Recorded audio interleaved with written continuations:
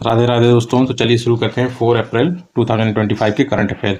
तो पहला current affair है आपका शिर्ले बॉचवे। ये कौन है? ये एक लेडीज़ हैं। कहाँ की? घाना की। क्यों अभी करंट अफेयर में है? क्योंकि ये जो बनी है ये फर्स्ट अफ्रीकन वुमेन है सेक्रेटरी जनरल बनने वाली कॉमनवेल्थ कंट्रीज़ के। अब कॉमनवेल्थ कंट्रीज़ क्या होती हैं? ये टोटल 56 हैं और ये वो कंट्रीज़ हैं जो कभी ना कभी ब्रिटिश एम्पायर की अंडर में रही हो, मतलब उपनिवेश में रही हो। इसका हेडक्वार्टर आपको मिलेगा लंदन में, यूनाइटेड किंगडम। कॉमनवेल्थ गेम्स जो होते हैं इन्हीं कंट्रीज़ के बीच में होता है। ठीक है दोस्तों।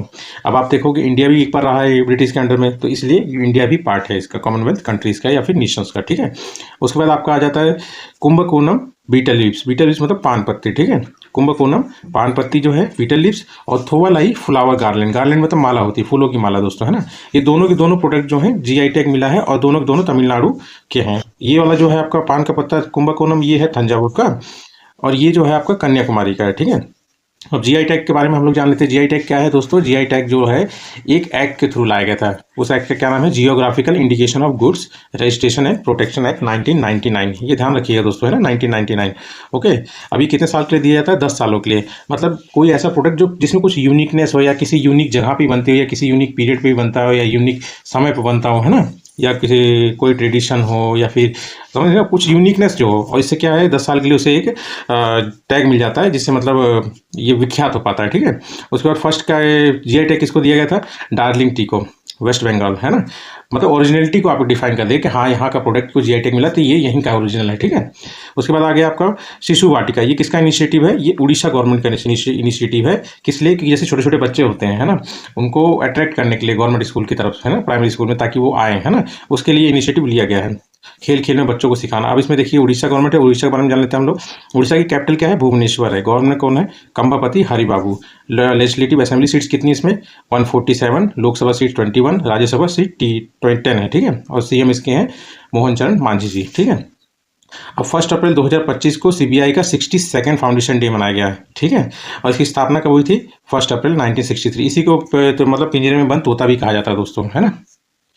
ये देखिए, इसी को कहते हैं पिंजरे में बंद तोता भी। ठीक है। 62nd फाउंडेशन बनाया गया। ठीक। और ये इसके डायरेक्टर जनरल कौन है? प्रवीण सूद, जो कि करंट है। और सबसे फर्स्ट कौन थे? धर्मनाथ प्रसाद फर्स्ट थे। ठीक है।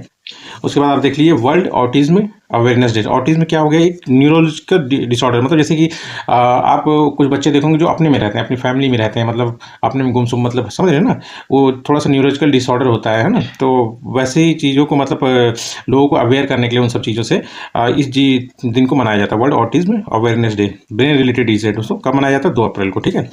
उसके बाद एक होता है एसीसी। एसीसी क्या है दोस्तों? Army commanders conference. मतलब जितने भी आर्मी के कमांडर्स हैं उनका कॉन्फ्रेंस होता है। ठीक है। कहाँ हुआ है इस समय? न्यू दिल्ली में हुआ। ठीक है। हर दूसरे साल में ये होता है। ठीक। उसके बाद आप देखिए, अब हम लोग ये देखें तो इसमें चीफ स्टाफ देख लेते हैं हम लोग, है ना। आर्मी के जो चीफ ऑफ आर्मी स्टाफ कौन है? उपेंद्र द्विवेदी जी हैं। ठीक है। और एयर स्टाफ कौन है? चीफ ऑफ एयर स्टाफ, ये air chief marshal Amarpreet Singh हैं। उसके बाद चीफ ऑफ नवल स्टाफ कौन है? एडमिरल दिनेश कुमार त्रिपाठी जी हैं। ठीक। उसके बाद आप देख लीजिए 8th current affair. 8th current affair क्या है दोस्तों? Triple elimination initiative. इसका मतलब ये 3 बीमारियों से लड़ने के लिए, है ना।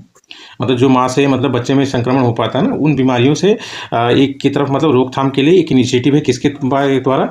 वेस्ट बंगाल गवर्नमेंट और WHO के द्वारा, वर्ल्ड हेल्थ ऑर्गेनाइजेशन। अब वो 3 बीमारियाँ कौन सी है? HIV हो गया, है ना, ये भी बच्चों तक फैल सकता है माँ से ना। सिफिलिस हो गया, हेपेटाइटिस B हो गया। ठीक है।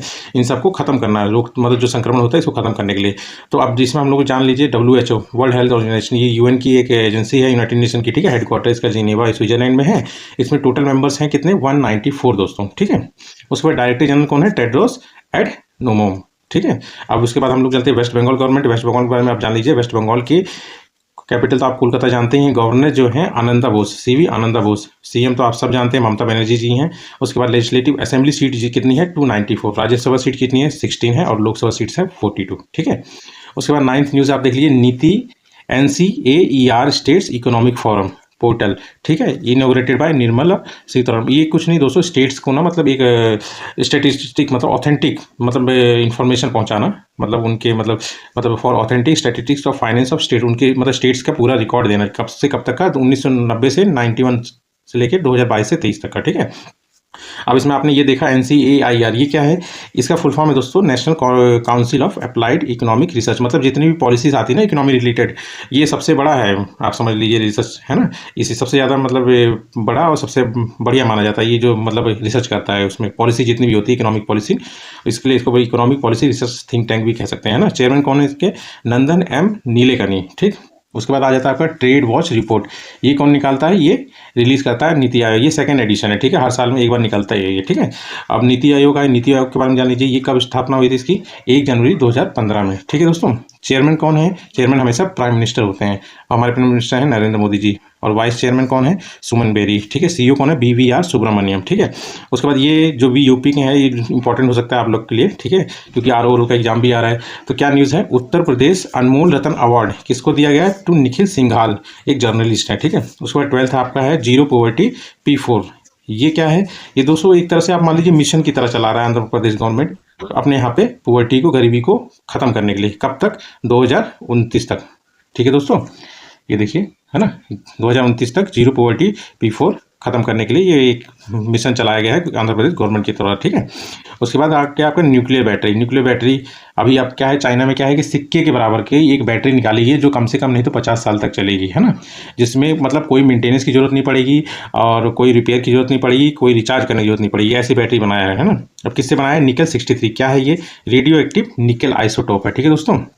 कितना साइज है? कॉइन साइज का, आप 50 years without charging and maintenance. कौन सी टेक्नोलॉजी यूज़ किया जा रहा है? बेटा वोल्ट टेक्नोलॉजी यूज़ किया जा रहा है, बेटा वोल्ट न्यू एनर्जी टेक्नोलॉजी, ठीक है। अब चाइनीज़ कंपनी ने चाइना में बनाया है, अब ये कहाँ तक कितना चल सकता है? ये -60 डिग्री सेल्सियस से लेके +120 डिग्री सेल्सियस के इन्वायरमेंट में भी काम करेगा, ठीक है। उसके बाद PMI क्या है दोस्तों? ये है परचेजिंग मैनेजर्स इंडेक्स। मतलब एक तरह से मान लीजिए जितने भी पॉलिसी मेकर होते हैं या फिर बड़ी बड़ी कंपनियां हैं इस चीज़ को यूज़ करती हैं अपने बिजनेस के लिए, है ना। अब ये है क्या, एक तरह से आप मान लीजिए ये आपका सर्वे बेस्ड मेजर होता है जो कि इकोनॉमिक इंडिकेटर बता देता है, मतलब क्या चल रहा है अभी, है ना, मार्केट में इकोनॉमिकली अगर किस तरह है, मतलब हेल्दी है कि नहीं है ना। किसके लिए? मैन्युफैक्चरिंग और सर्विस सेक्टर्स के लिए। अब इसको 3 रेंज में दिया गया है, ठीक है। 3 टाइप्स है, 3 टाइप्स के होते हैं और 3 तरीके से डिफाइन किया जाता है। एक तो टाइप्स अगर देख लोगे, एक तो मैन्युफैक्चरिंग, सिर्फ मैन्युफैक्चरिंग के लिए है ना, सर्विसेज मतलब सर्विसेज के लिए, और एक मैन्युफैक्चरिंग मतलब ये कंपोजिट फॉर्म हो गया, आप समझ लीजिए ये हो गया आपका कंपोजिट फॉर्म, ठीक है। ये 3 टाइप हो गया। कंपोजिट में मैन्युफैक्चरिंग प्लस सर्विसेज दोनों का मिला के दिया जाता है, ठीक है। और किस तरह नापा जाता है? इसको नापा जाता है 0 से 100 के बीच में। अगर 50 से ज़्यादा है तो समझ लीजिए बिजनेस एक्टिविटी में एक्सपेंशन हो रहा है, और अगर 50 से कम है तो बिजनेस का एक्टिविटी में कॉन्ट्रैक्शन हो रहा है, और उसके बाद अगर 50 = 50 है तो देयर इज नो चेंज, ठीक है दोस्तों। Okay, thank you. अगर आपको वीडियो अच्छा लगे तो प्लीज़ लाइक करना, सब्सक्राइब करना, और ठीक है दोस्तों, अगर इसमें भी समझ आ गया तो अच्छी बात है ना, ठीक है, ओके, बाय।